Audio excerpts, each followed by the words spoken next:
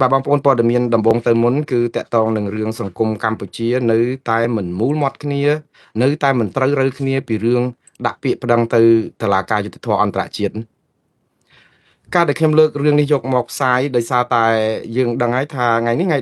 13ខែមិថុនាឆ្នាំ2026នៅសល់តែ2ថ្ងៃទៀតប៉ុណ្ណោះគ្រប់ខួប1ឆ្នាំគត់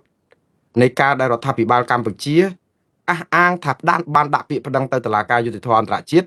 តកតងនឹងសំណុំរឿងប្រាសាទតាកបីតំបន់មុំ3ប្រាសាទតាមាន់តូចប្រាសាទតាមាន់ធំគឺតំបន់4ទីតាំងនេះដែលមែនតើកាលពីថ្ងៃទី15ខែមិថុនាកាលពីឆ្នាំ2025ហ្នឹងគឺរដ្ឋាភិបាលកម្ពុជាហ្នឹងគឺមើលទៅដូចជាស្រុះគ្នាមែនតើស្រុះគ្នាទាំងរដ្ឋសភាស្រុះគ្នាទាំងព្រឹទ្ធសភាស្រុះគ្នាទាំងរដ្ឋាភិបាលបង្កើតគណៈកម្មការមេធាវីអីអញ្ចឹងទៅនាំគ្នាបង្កើតឲ្យមានជាព្រឹត្តិការណ៍មួយគឺការជូនដំណឹងទៅតុលាការយុត្តិធម៌អន្តរជាតិ ICJ ពីរឿងក្រងប្តឹងករណី4ទីតាំងរបស់ខ្មែរនៅព្រំដែនហើយយើងចាំច្បាស់ណាកាលហ្នឹងគឺវាជាការជូនដំណឹងមិនមែនជាពាក្យបណ្ដឹងទេប៉ុន្តែកម្ពុជាទាំងសភាទាំងរដ្ឋាភិបាលទាំងព្រឹទ្ធសភាអីហ្នឹងគឺហាក់បីដូចជានាំគ្នាធ្វើរឿងប្រញាប់ប្រញាល់មែនតើគឺថាប្រជុំកោះភ្លាមអនុម័តភ្លាមចេញញត្តិគាំទ្រពេញផ្ទៃប្រទេសភ្លាមតកតងនឹងរឿងតឡាការយុទ្ធធម៌អន្តរជាតិហ្នឹងរឿងនេះកើតឡើងនៅពេលដែលថៃអត់ទាន់វាយខ្មែរទេនៅថារឿងនេះកើតឡើងគឺនៅពេលដែលមានករណីកើតឡើងរៀងក្តៅបន្តិចហើយគឺនៅពេលដែលចាប់ផ្ដើមលោកសួនរោនត្រូវបានគេបាញ់សម្លាប់នៅឯតំបន់មុំ3នៅក្នុងដីខ្មែរនៅត្រង់សេរបស់ខ្មែរជាទីតាំងឈរជើងរបស់ទាហានខ្មែរគេមកបាញ់ចូលដល់ផ្ទះរបស់យើងស្លាប់ទាហានយើងតែយ៉ាងអនាធម៌មកដល់ម៉ោងនេះអត់ទាន់មានយុត្តិធម៌ដល់លោកសួនរោនទេមួយឆ្នាំជាងហើយក្រោយពីហ្នឹងមកស្រាប់តែមានយុទ្ធនាការពេញផ្ទៃប្រទេសទាំងសភាទាំងរដ្ឋាភិបាលហ្នឹងគឺហាក់បីដូចជាចង់ប្រាប់ទៅថៃថាកុំក្អកឲ្យសោះបើអ្នកឯងហ៊ានតែប្រទេសផ្ដាស់ទៀតគឺខ្ញុំនឹងប្តឹងអ្នកឯងទៅតុលាការយុត្តិធម៌អន្តរជាតិទេតាមពិតអានេះគឺជាយុទ្ធសាស្ត្រវាយស្មៅបង្អើលពោះទេអញ្ចឹងទៅក៏ចាប់ផ្ដើមចេញជាលិខិតជូនដំណឹងមួយមានតែនៅក្នុងស្រោមសបុតមួយគត់យកទៅផ្ញើទៅតុលាការយុត្តិធម៌អន្តរជាតិហ្នឹងតាមតំណាងរបស់ខ្មែរយើងនៅឯអង្គការសហប្រជាជាតិហើយយើងឃើញកាន់ស្រោមសបុតកាន់អីហ្នឹងគឺថាផ្អើលពេញផ្ទៃប្រទេសម្នាក់យល់គ្រប់គ្នាថាតុលាការកម្ពុជាដាក់ប្តឹងថៃទៅតុលាការយុត្តិធម៌អន្តរជាតិនេះហើយក៏ប៉ុន្តែនោះគឺជាសេចក្តីជូនដំណឹងព្រោះអីការដែលដាក់ប្តឹងគឺយើងត្រូវតែប្រាប់អំពីកម្មវត្ថុនៃបណ្ដឹងហើយអង្គហេតុនៃបណ្ដឹងថាតើយើងយកភ័ស្តុតាងអីប្តឹងនឹងប្តឹងរឿងអីហើយវាមានរឿងអីសាវតារឿងបន្តិចយ៉ាងហោចណាស់ក៏ប្រជាពលរដ្ឋមកផ្ទៃប្រទេសហេតុអីបានជាប្រទេសកម្ពុជាមកស្រុកខ្មែរ18លាននាក់គេប្តឹងរឿងព្រំដែនយើងរឿងដែនអធិបតេយ្យរបស់យើងដែលយើងជាម្ចាស់ជោគវាសនារបស់ប្រទេសអត់ដឹងគេប្តឹងពីរឿងអីដឹងតែគេថាគេនឹងជូនដំណឹងទៅថាប្តឹងរឿងតាមាន់ធំតាមាន់តូចប្រាសាទតាកបីនិងប្រាសាទតាមាន់ធំតូចហ្នឹង4កន្លែងណាប៉ុន្តែប្តឹងរឿងអីប្តឹងរឿងថៃគេឈ្លានពានយកដែនតំបន់ហ្នឹងអស់ឬក៏ប្តឹងដោយសារតែវាមិនវាគេចូលមកប្រមាណម៉ែត្រអីប្រមាណម៉ែត្រនិយាយមកការអីវាអត់មាន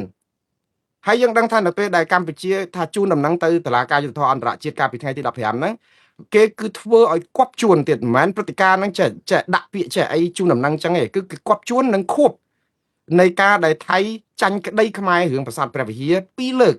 ព្រោះអាមួយលើកនោះគឺចាញ់នៅថ្ងៃទី15ខែមិថុនាឆ្នាំ1962ហ្នឹងអញ្ចឹងកម្ពុជាឆ្លៀតយកព្រឹត្តិការណ៍ប្រវត្តិសាស្ត្រនេះដើម្បីពមៀនថៃថាណែឯងចាញ់ខ្ញុំម្ដង2ដងហើយណាឥឡូវខ្ញុំជូនដំណឹងទៀតប្រយ័ត្នខ្ញុំប្តឹងទៀតណែតាមពិតអាជូនដំណឹងនេះគឺជាការគំរាមថៃថាប្រយ័ត្នខ្ញុំប្តឹងហាក់បីដូចជាចង់ទប់ប្រាប់ថៃថាណែឯងកុំចង់វាយមួយខ្មែរគឺខ្ញុំនឹងប្តឹងទៅអត់ខ្លាចណែឯងទេអញ្ចឹងទៅអាហ្នឹងអត់ទាន់បាញ់គ្នាទេមានករណីស្លាប់លោកសួនរោនប៉ុន្តែមានបញ្ហាធំមួយហើយគឺតកតងនឹងរឿងភាពរកម្មរកុសរបស់គ្រួសារតកូលហ៊ុនជាមួយនឹងគ្រួសារតកូលថាក់ស៊ីនជាពិសេសគឺអ្នកស្រីបៃថងឋានហ្នឹងតលតែពេលលិចខ្សែអាត់សម្លេងរឿងបែកធ្លាយអីហ្នឹងមកអញ្ចឹងទៅក៏ផ្ទុះអាវុធផ្ដុងនៅខែកក្កដាឆ្នាំនិយាយទៅគឺនៅពេលដែលខ្មែរជូនដំណឹងទៅថៃថាដូចជាប្រាប់គេថាណែឯងតាហ៊ានប៉ះគឺនឹងប្តឹងហើយជូនដំណឹងទៅសិនអីចឹងចុងក្រោយថៃវាយប្រាវវាយមួយសារខ្មែរអត់មានបានដឹងថាតើចោះព្រោះជ្រុលមាត់តែរឿងមិនដឹងដាក់ទៅអាមែនមិនដឹងថាជាមិនដឹងដាក់សេចក្តីជូនដំណឹងទៅហើយអាសេចក្តីជូនដំណឹងហ្នឹងណាបើជាមិនដឹងមែនតើណាតុលាការយុត្តិធម៌អន្តរជាតិ ICJ នេះ ផ្សាយផ្អើលពេញគេហទំព័រគេហើយវាអត់ដែលមានបណ្ដឹងណាមួយស្ងាត់ធ្វើដូចជាបណ្ដឹងប្តីប្រពន្ធលែងលះគ្នាសុំស្ងាត់កុំឲ្យអ្នកណាដឹងទេអត់មានរឿងអញ្ចឹងទេបណ្ដឹងតាក់ទងនឹងតុលាការយុត្តិធម៌អន្តរជាតិគឺជាបណ្ដឹងសាធារណៈហើយពាក់ព័ន្ធនឹងភាគីរដ្ឋនិងរដ្ឋទៅទៀតដូច្នេះវាអត់មានអ្នកណាម្នាក់ត្រូវលាក់អ្នកណាម្នាក់ត្រូវលៀមឬក៏តុលាការសាលាក្តី ICJ នេះត្រូវអត់ប្រាប់ឲ្យអត់មានសោះព្រោះជាគោលការណ៍គឺតែពេលជូនដំណឹងសូម្បីតែជូនដំណឹងនឹងក៏ដោយក៏ត្រូវតែប្រាប់ប៉ុន្តែអានីតិវិធីជូនដំណឹងហ្នឹងវាអត់មាននៅក្នុងអានីតិវិធីតុលាការហ្នឹងទៅទៀតតែយើងបង្កើតឲ្យវាមានដើម្បីហ្នឹងឯងស្អំចិត្តប្រជាពលរដ្ឋខ្មែរផងឲ្យសុបាយចិត្តតិចថាណែខ្មែរនឹងប្តឹងថៃអញ្ចឹងទៅយើងហាក់បីដូចជាដូចថារំភើបថាដូចថាជាការលើកទឹកចិត្តដល់កងទ័ពយើងដែរថាណែវាយឈ្នះមិនឈ្នះអារឿងមួយសំខាន់គឺខ្មែរមានអាបណ្ដឹងទៅតុលាការយុត្តិធម៌អន្តរជាតិអាចថៃអត់ហ៊ានវាយយើងអីអញ្ចឹងទៅដើម្បីលើកទឹកចិត្តអីអញ្ចឹងទៅក៏ប៉ុន្តែនៅពេលដែលមានបញ្ហាដាក់ទៅយើងអានីតិវិធីជូនដំណឹងហ្នឹងខ្ញុំបាននិយាយហើយថាវាគ្មានតឡាការណាគេត្រូវការជូនដំណឹងទេ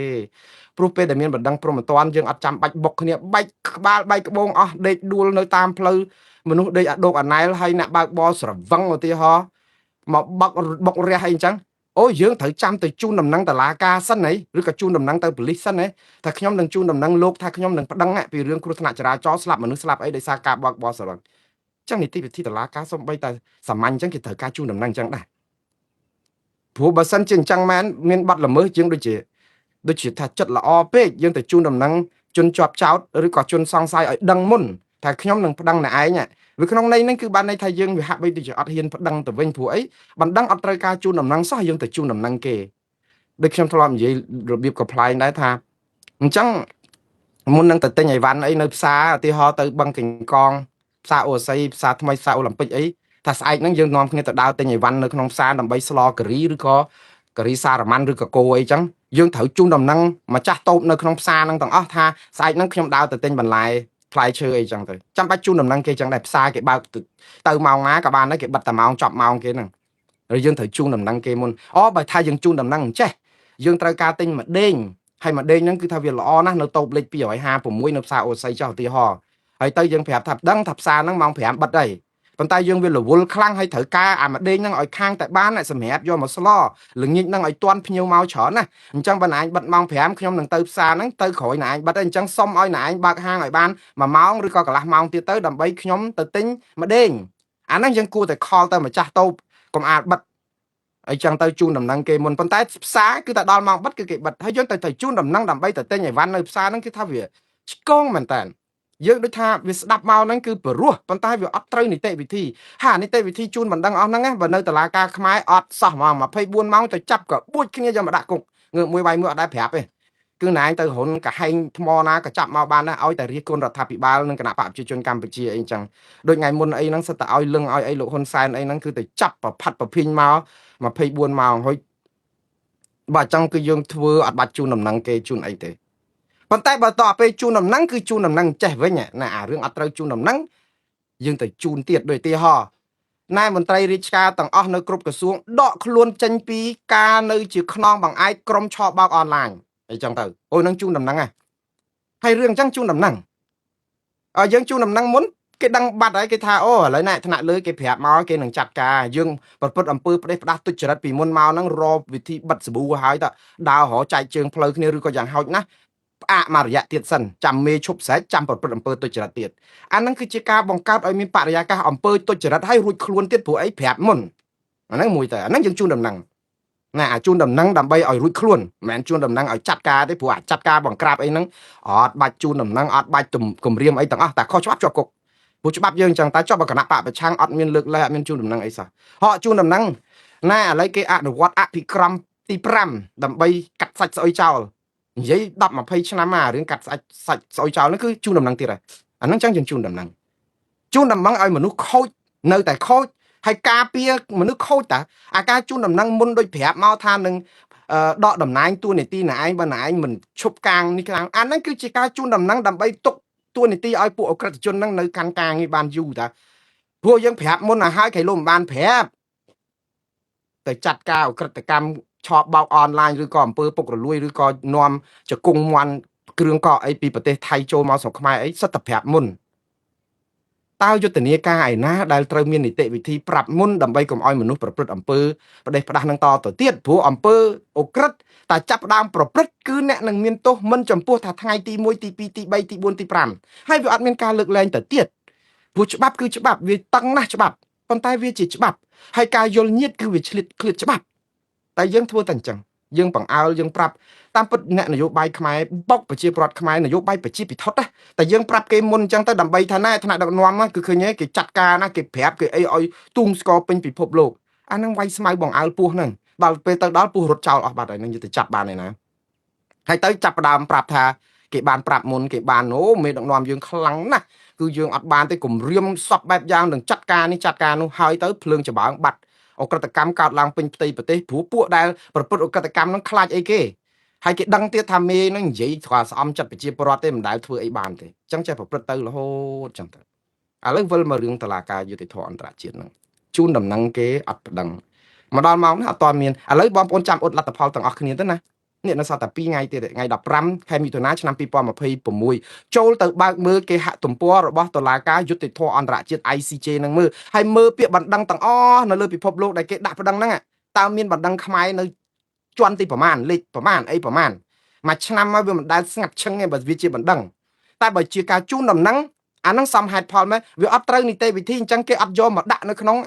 បណ្ដឹងគេទេព្រោះវាអត់ត្រូវការដាក់ទៅទៀតព្រោះវាអត់ត្រូវនីតិវិធីគេតែយើងធ្វើដើម្បីអីនយោបាយ